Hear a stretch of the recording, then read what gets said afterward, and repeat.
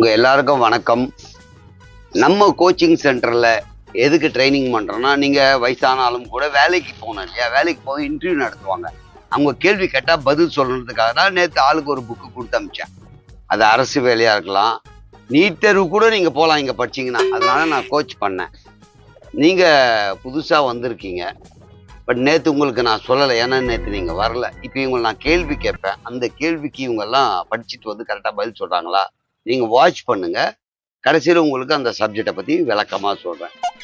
Okay, இப்போ நீங்க வேலைக்கு போகும்போது உங்களை என்ன மாதிரி ஒருத்தர் அங்கே உட்காந்துட்டு மேனேஜரோ ஆஃபீஸரோ உட்காந்துப்பாங்க, அவங்க கேள்வி கேட்பாங்க. அந்த கேள்விக்கான கேள்வியும் பதிலும் நேற்றே கொடுத்தமிச்சேன்னு சொன்னேன் இல்லையா, அதுக்கான முதல்ல ஒரு கேள்வி கேட்குறேன் உங்ககிட்ட. நம்ம விமானத்துல நிறைய பேர் பயணிக்கிறாங்க இல்லையா, அந்த விமானத்தை கண்டுபிடித்தது யார்? Wright brothers. சூப்பர், எல்லாம் கிளாப் பண்ணுங்க. அடுத்த கேள்வி, உலக அதிசயங்கள் எத்தனை? சூப்பர். எனக்கு கை தட்டுற சொல்ல. ஏமா எல்லாரையும் கைத்தட்டலாம் சொல்லிக்க முடியாது, வேணா நான் கை தட்டுறேன் ஒரு தடவை விடுங்க. அடுத்த கேள்வி, 7 அதிசயங்கள்ல ஒரு அதிசயம் இந்தியாவில் இருக்கு, அது என்ன? Sir Taj Mahal sir. அருமை சார். 8வது அதிசயத்தை சொல்லவே இல்லையா? 8வது அதிசயமா? இருக்கிறதே 7 தாங்க. ஐஸ்வர்யா ராய் 8வது அதிசயம். எது? ஐஸ்வர்யா ராய் 8வது அதிசயமா? என்னங்க சொல்றாரு? நான் கொடுத்த கொஸ்டின்ல அது கிடையாது சார். நீங்க கொடுத்த கொஸ்டின் இல்ல சார். சீன்ஸ் படத்துல பிரசாந்த் சொல்லுவாரு 8வது அதிசயம் ஐஸ்வர்யா ராய்னு. ஏங்க அது பாட்டு, அது ஜென்ரல் நாலேஜ் கேள்வி எல்லாம் கேட்க மாட்டான். ஏங்க அதெல்லாம் எடுத்து வந்து நீங்க குழப்பாதீங்க. அடுத்த கேள்வி, உலகத்தை முதலில் சுற்றி வந்தவர் யார்? விநாயகருங்க. நேத்து கேள்வி பதில் அதே சொன்னாரு, மெகலன். அருமை சூப்பரா கரெக்டா சொல்லியிருக்காங்களே. மேகலாவா சார்? மேகலாவா? மெகலன் அப்படிங்களா சார்? அடுத்த கேள்வி கேளுங்க சார். சரி, அடுத்த கேள்வி, விண்வெளிக்கு சென்ற முதல் விண்வெளி வீரர் யார்? அதுக்கு ரொம்ப ஸ்ட்ராங்கா இருக்கணுங்க. ஏங்க நீங்க சொன்னதுல பாதி பதில் வந்துச்சு, நல்லா யோசிச்சு பாருங்க. அது உங்க மூளையில வந்து நிக்குது, வாயில வரல. ஸ்ட்ராங்ன்றது கரெக்ட், முன்னாடி ஒண்ணு சேருங்க. Neil Armstrong. சூப்பர். நீங்க உண்மையிலேயே ஸ்ட்ராங்கா இருக்கணும்னு சொன்னீங்களா, இல்ல பாதி பதில் தெரிஞ்சு சொன்னீங்களா? பாதி பதில் தெரியுங்க. இப்படி பாதி பதில் போய் சொன்னா எவனும் வேலை தர மாட்டான், முழு பதில் சொல்லணும். சரி, அடுத்த கேள்வி கேட்கிறேன், யானை எதற்காக காதாட்டுகிறது? சார், காதுக்குள்ள எறும்பு போயிடக்கூடாதுன்னு சார் யானை காது ஆட்டு. படிக்கலன்னு ஒத்துக்க, இல்ல பாதி பதிலாவது சொல்லு. இது மாதிரி வேண்டா வெறுப்பான பதில் சொன்ன அவ்வளவுதான். தெரியல சார், அப்ப நீங்களே சொல்லிருங்க சார். நான் சொல்றேன், அதனுடைய உடம்பு சூடு சமப்படுத்திக்கிறதுக்காக.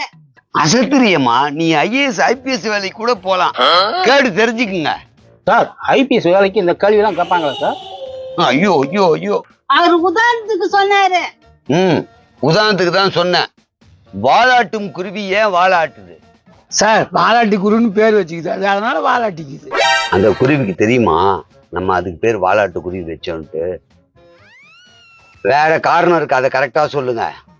அது மூச்சு வாங்குதுங்க அந்த பக்கம்.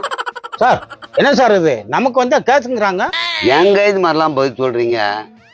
வாலாட்டும் குருவி தன்னுடைய சுவாசத்தை அந்த பக்கம் தான் சரி பண்ணிக்குது, அதனால. சரி, அடுத்த கேள்வி கேட்கிறேன். நீங்க கேளுங்க சார், எந்த கேள்வி இருந்தாலும் நான் பதில் சொல்றேன். இந்த மாதிரி கான்பிடண்டா இருக்கணும். கேளுங்க, நான் பதில் சொல்றேன்னு சொல்றாங்க பாரு.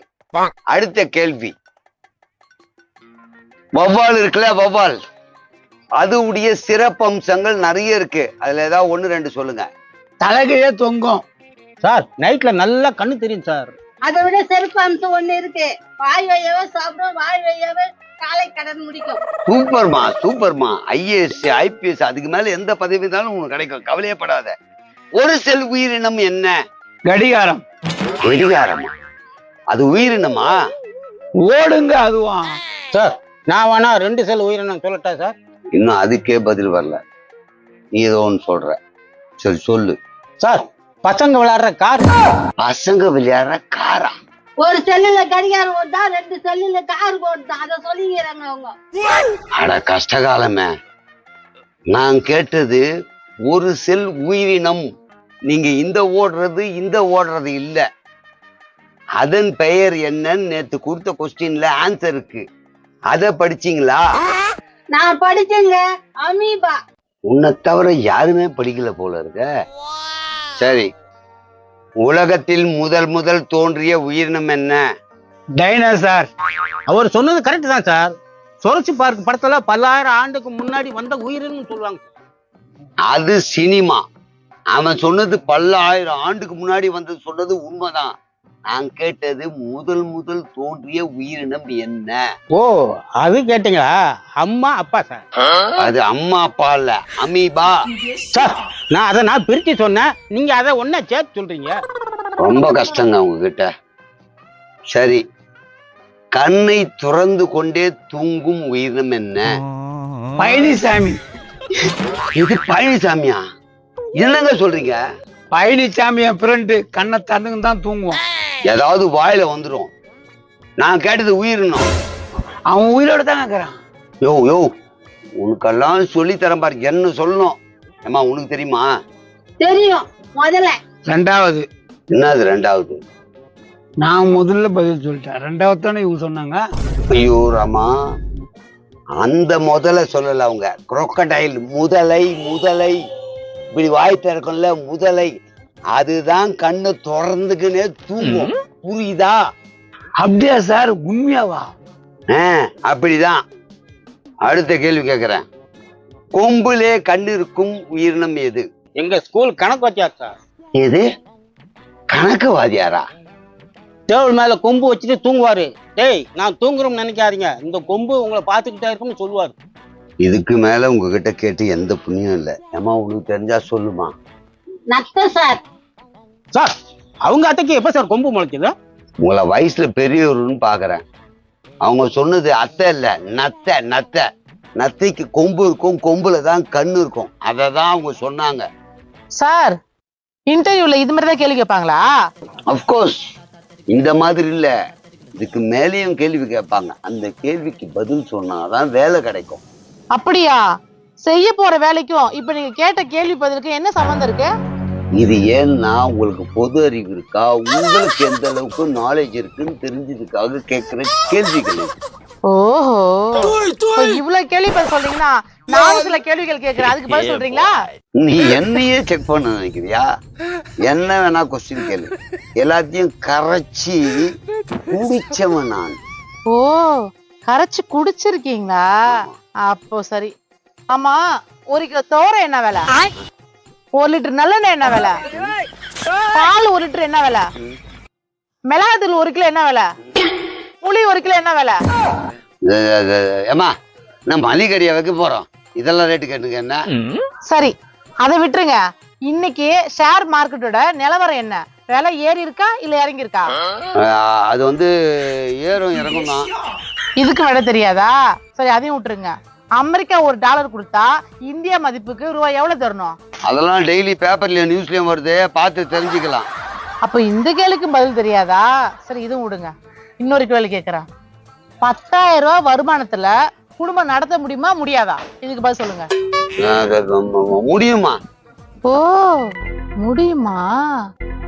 5,000 ரூபாய் வாடகை, 5,000 ரூபாய் மளிகை செலவு, 2,000 ரூபாய் கரண்ட் பில்லு, 1,000 ரூபாய் மருந்து செலவு, இதுவே 13,000 ரூபாய் ஆகுது.